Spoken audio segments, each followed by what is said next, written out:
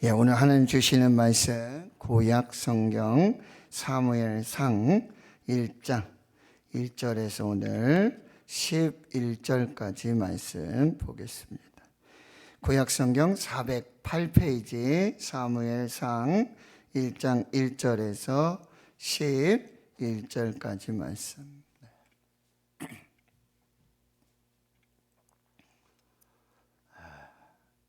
금요 찬양, 금요 라파 기도, 금요 예배 너무너무 좋습니다.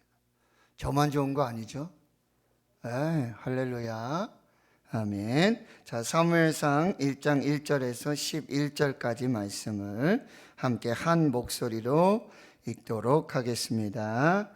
에브라임 산지 라마다임 소빔에 에브라임 사람 엘가나라 하는 사람이 있었으니 그는 여로함의 아들이요 엘리후의 손자요 도후의 증손이요 숲의 현손이더라. 그에게 두 아내가 있었으니 한 사람의 이름은 한나요 한 사람의 이름은 분인나라. 분인나에게는 자식이 있고 한나에게는 자식이 없었더라. 이 사람이 매년 자기 성읍에서 나와서 실로에 올라가서 만군의 여호와께 예배하며 제사를 드렸는데 엘리의 두 아들 홈니와 비느하스가 여호와의 제사장으로 거기에 있었더라. 엘가나가 제사를 드리는 날에는 제물의 분깃을 그의 아내 분인나와 그의 모든 자녀에게 주고 한나에게는 갑절을 주니 이는 그를 사랑함이라. 그러나 여호와께서 그에게 임신하지 못하게 하시니 여호와께서 그에게 임신하지 못하게 하심으로 그의 적수인 분인나가 그를 심히 격분하게 하여 괴롭게 하더라. 매년 한나가 여호와의 집에 올라갈 때마다 남편이 그같이 하매 분인나가 그를 격분시키므로 그가 울고 먹지 아니하니 그의 남편 엘가나가 그에게 이르되 한나여 어찌하여 울며 어찌하여 먹지 아니하며 어찌하여 그대의 마음이 슬프냐. 내가 그대에게 10 아들보다 낫지 아니하냐 하니라. 그들이 실로에서 먹고 마신 후에 한나가 일어나니 그때 제사장 엘리는 여호와의 전 문설주 곁 의자에 앉아 있었더라. 한나가 마음이 괴로워서 여호와께 기도하고 통곡하며 서원하여 이르되 만군의 여호와여 만일 주의 여종의 고통을 돌보시고 나를 기억하사 주의 여종을 잊지 아니하시고 주의 여종에게 아들을 주시면 내가 그의 평생에 그를 여호와께 드리고 삭도를 그의 머리에 대지 아니하겠나이다. 아멘. 사랑하는 성도 여러분, 행복하십시오. 성령 충만하십시오. 전후자에 한번 인사하겠습니다. 고통에는 하나님의 뜻이 있습니다. 고통에는 하나님의 뜻이 있습니다. 오늘 말씀 제목들을 잘 기억하시고요. 여러분, 문제가 생기면 어떻게 반응하십니까? 피하려고 하는 사람이 있고 또 문제를 직면하기 두려워하는 사람이 있습니다. 문제를 부정적으로 보는 시각이 있습니다. 그래서 문제를 만나면 나는 불행하다. 또 고난을 만나면 나는 실패했다 라고 하는 선입견이 있습니다. 하나님의 징계로 고난을 받기도 합니다. 그러나 불행이나 고난이 모두 하나님의 징계는 아닙니다. 욥과 같이 까닭 없는 불행과 고난이 있습니다. 모든 불행과 고난이 하나님의 징계는 아닙니다. 고난을 대하는 태도와 관점에 따라 고난을 다르게 해석할 수 있습니다. 오늘 본문은 사사시대를 배경으로 하고 있습니다. 사사시대는 사람마다 자기 소견에 옳은 대로 행하던 시대였습니다. 하나님도 없고 예배도 없고 말씀도 없고 기도도 없고 지도자도 없었습니다. 영적 암흑의 시대였습니다. 오늘 1장 1절에 에브라임 산지 라마다임 소빔에 엘가나라고 하는 사람이 있었습니다. 이 엘가나라는 이름의 뜻은 하나님께서 형성하셨다, 하나님께서 소유하셨다. 하나님이 참 사랑하는 그런 사람이라는 말씀이고요. 거기에 족보가 기록되어져 있는데 이 엘가나는 소위 족보 있는 가문의 사람이었습니다. 이 엘가나의 족보는 엘가나가 전통이 있는 유복한 가문 출신임을 강조하고 있습니다. 엘가나는 신앙도 좋았습니다. 매년 자기 성읍에서 나와서 실로에 올라가서 만군의 여호와께 예배하며 제사를 드렸습니다. 당시 실로에는 엘리의 두 아들 홈니와 비느하스가 여호와의 제사장으로 있었습니다. 엘가나에게는 2명의 아내가 있었습니다. 한나, 풍성한 은혜라는 뜻이에요. 그런데 자녀가 없어요. 분인나, 진주라는 의미입니다. 아마도 귀하고 복된 인물이었던 것 같습니다. 분인나에게는 자식이 있고 한나에게는 자식이 없었습니다. 엘가나는 실로에 올라가 제사를 드릴 때 그 제물의 분깃을 그의 아내 분인나 그리고 그의 모든 자녀, 그러니까 분인나의 자녀는 한 사람이 아니에요. 여러 명이었다는 사실이고요. 또 한나에게는 갑절을 주었어요.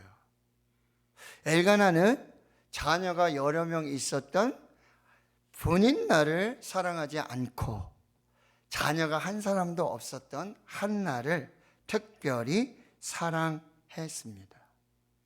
그래서 제물의 분깃을 갑절로 나누어 주었습니다.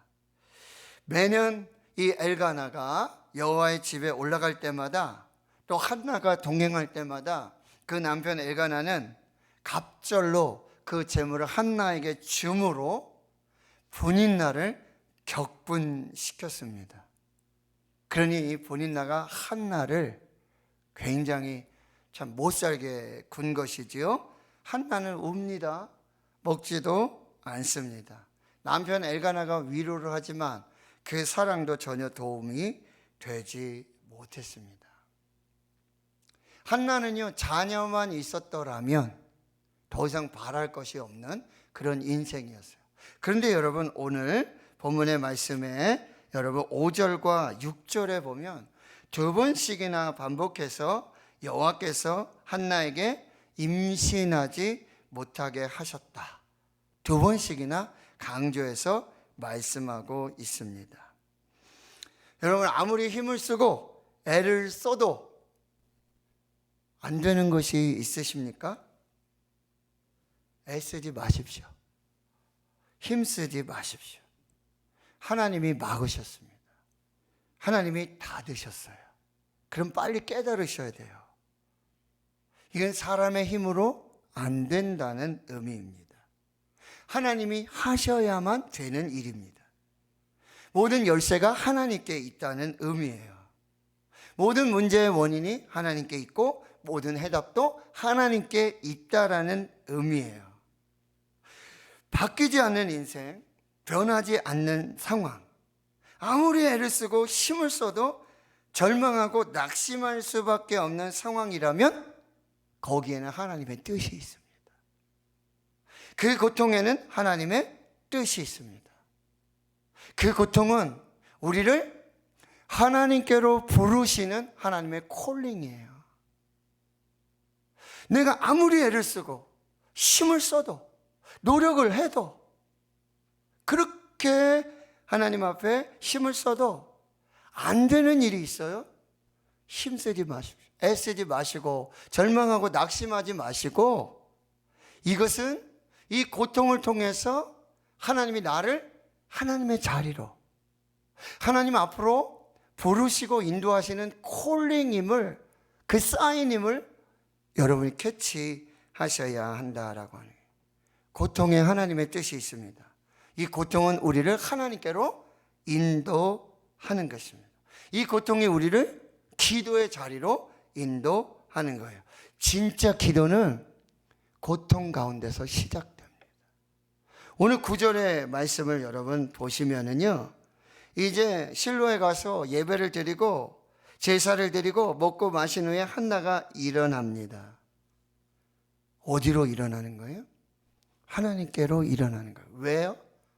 기도하려고 일어나는 것입니다. 고통에 하나님의 뜻이 있고요. 그 고통은 우리를 하나님께로 부르고 하나님께로 인도하는 하나님의 콜링이요, 하나님의 사인이라고 하는 거예요. 그때 진짜 기도가 시작이 됩니다. 찬송가 373장, 고요한 바다로 저 천국 향할 때 주 내게 순풍 주시니 참 감사합니다. 큰 물결 인하여 나 쉬지 못하나 그 풍랑 인하여 더 빨리 갑니다. 큰 풍랑이 인하여 쉴 수 없지만 그 풍랑으로 인해서 하나님께로 더 빨리 갑니다. 고통에 하나님의 뜻이 있고요. 그 고통은 하나님께로 우리를 부르시는 하나님의 콜링, 그 사인이시라는 사실입니다.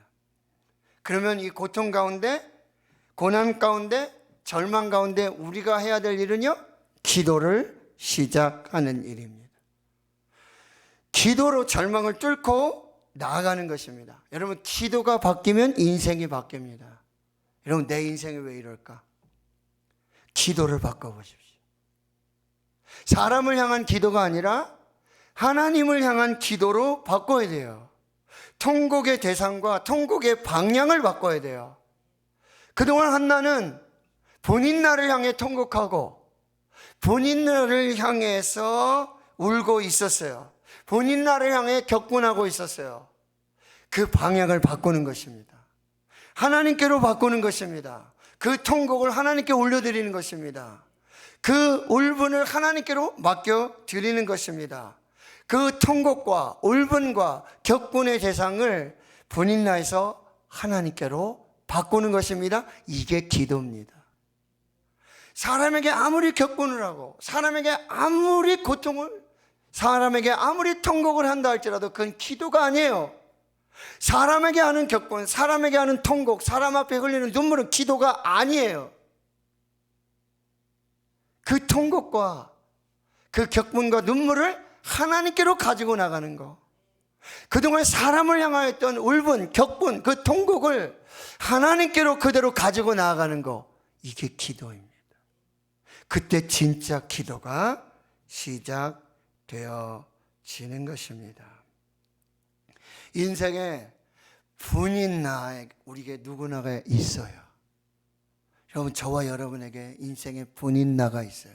보면 막 격분이 들고 화가 나고 짜증나고 막 울분이 나고 통곡이 나는 인생에 분인나가 있어요.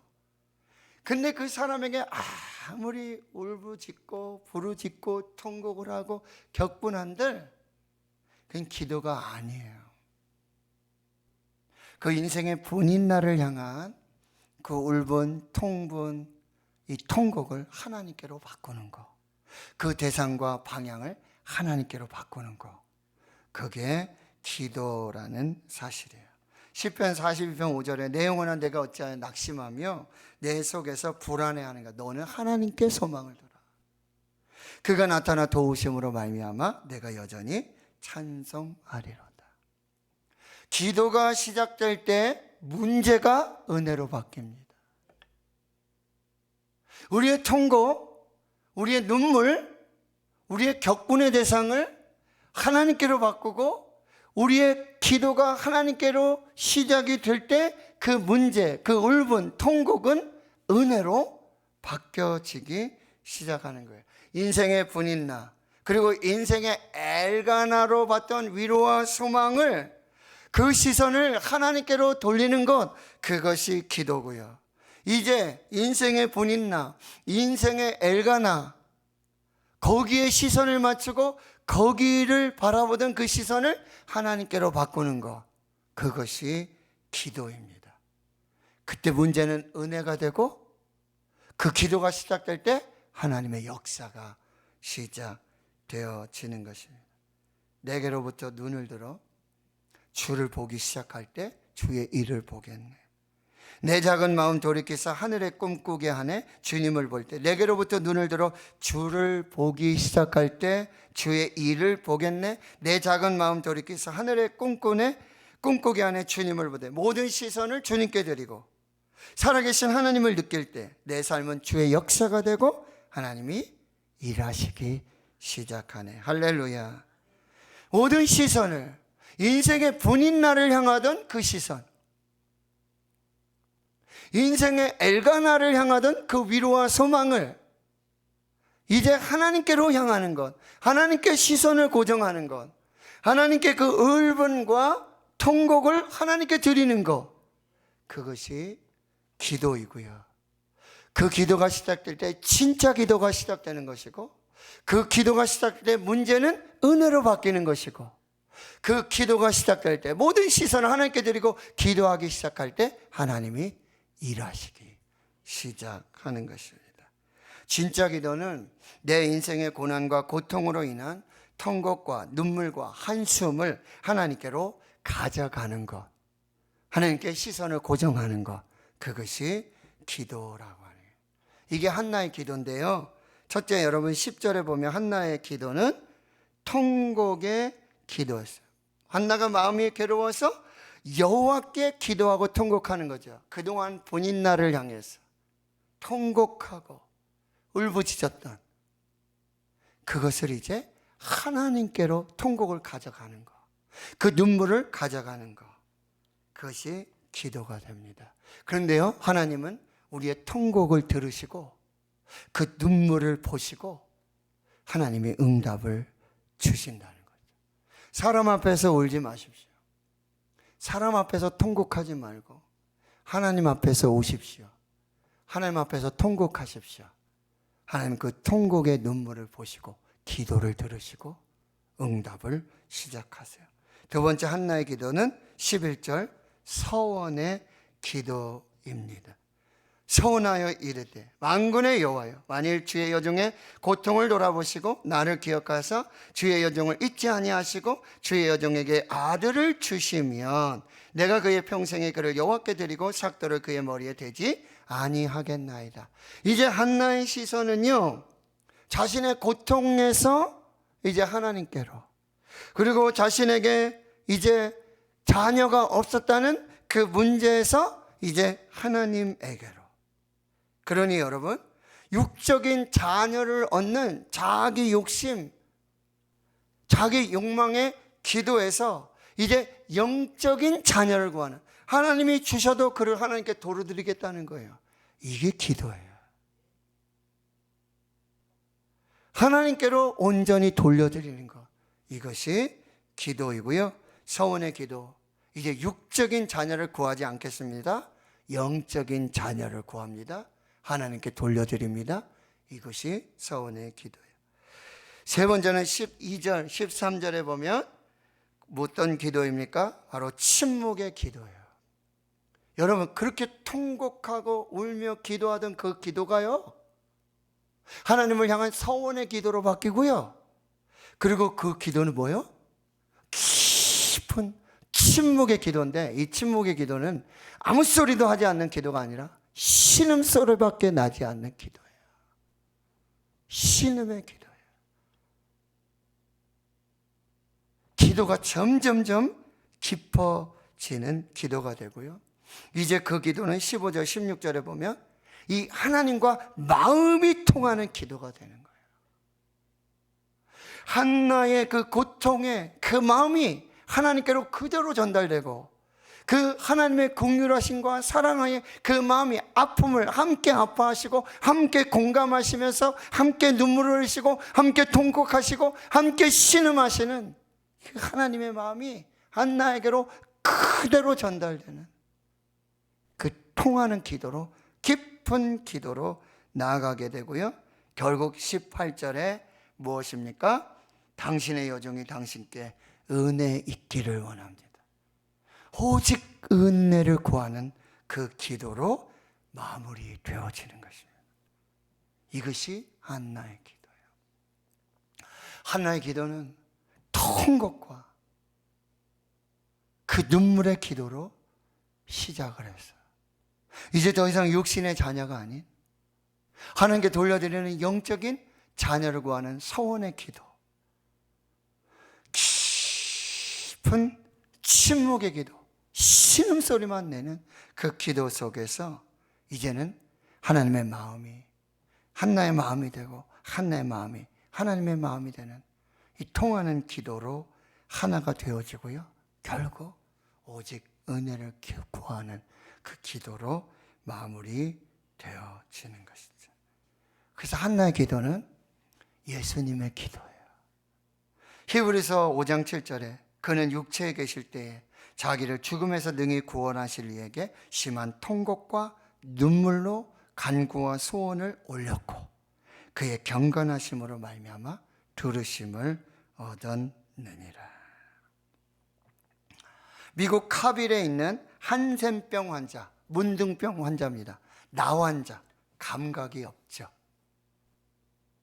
그 한센병 환자의 재활병원의 원장인 폴 브랜드 박사가 출장으로 영국 런던을 방문하게 됩니다. 호텔에 도착해서 이제 잠자리로 들려고 하고 신발을 벗습니다. 그런데 발 뒤꿈치에 아무 감각이 없다는 사실을 깨닫게 되고요. 그 폴 브랜드 박사는 어떤 사람이라고요? 한센병 환자 전문 이 의사예요. 세계적인 권위를 가진 한센병 전문가예요. 근데 신발을 벗으려고 하는데 이 발 뒤꿈치에 무감각이 느껴지는 거예요. 순간 아주 심각한 의심을 하게 되어지는데요. 그래서 즉시 핀으로 이 발의 복숭아 뼈 있는 곳을 찌릅니다. 감각이 없어요. 직감적으로 세계적인 한센병 이 환자 치료의 권위자인 의사인 나도 한센병이로구나. 그날 밤 이 브랜드 박사는 한센병 환자로 이제 자기가 살아가야 되잖아요. 이게 너무 두렵고 너무 통곡이 되는 거예요. 눈물로 밤을 지새우게 되어지고요. 그리고 아침에 일어나서 다시 한번 이 복숭아뼈 이 부분을 침으로 핀으로 꾹 찔러 봅니다. 아야! 너무 아파서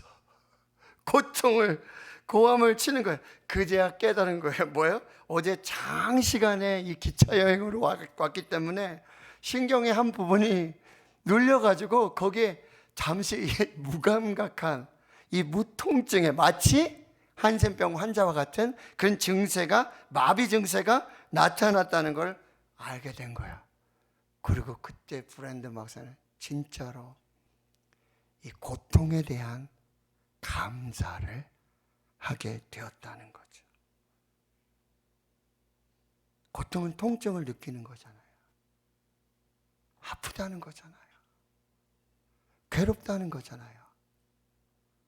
눈물이라는 거잖아요. 서울대 교수 김난도 교수님, 아프니까 청춘이다. 아프니까 고통이 있으니까 눈물이 나니까 내가 살아있다라는 것입니다. 지금 여러분 고통, 고난, 하나님 너무 아파요. 너무 괴로워요. 너무 힘들어요. 어쩌면 우리가 살아있다라고 하는 반증이 아니시겠습니까?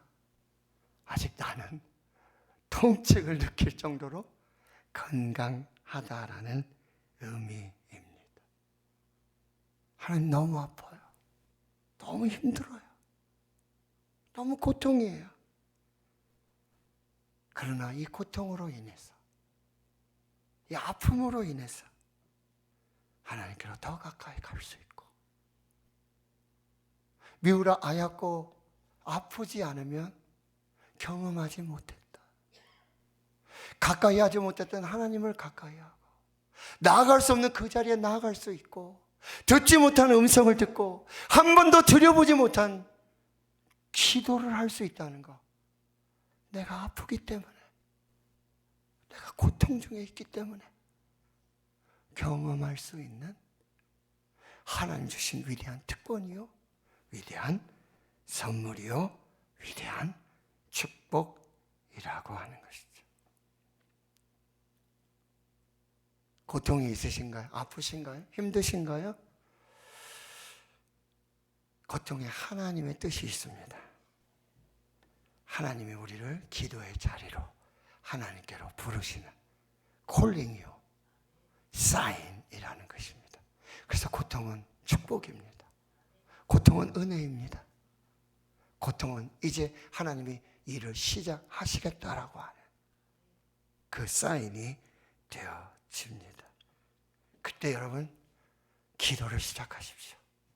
그 고통 중에 진짜 기도가 시작되어집니다. 이제 시선을 하나님께 돌리십시오. 그동안 고통을 바라보고 격분하고 분노했던 그 인생의 분인나, 그리고 정말 위로가 되지 않았던, 결코 소망이 되지 않았던 인생의 엘가나를 바라보던 그 시선을 이제 하나님께로 돌리는 것, 그것이 기도의 시작이라는 것이죠. 기도가 시작되면 인생의 문제는 하나님의 은혜로 바뀌기 시작합니다. 기도의 문이 열리면 하늘의 문이 열립니다. 하늘의 문이 열리면 인생의 문이 열립니다. 기도의 문이 열리고 하늘의 문이 열리고 인생의 문이 열린 사람들은 하나님과 동역하는 동역자가 되어집니다. 인생의 고난 중에 우리 모든 시선을 하나님께 드리고 주만 바라보고 기도하는 그 사람들을 통해 하나님은 역사를 바꾸십니다. 이 고통 중에 하나님께로 나아가서 하나님께 시선을 고정하고 하나님께 기도했던 그 한 여인 한나를 통해서 이스라엘의 역사를 바꾸십니다. 사무엘을 주십니다. 다윗을 세우십니다.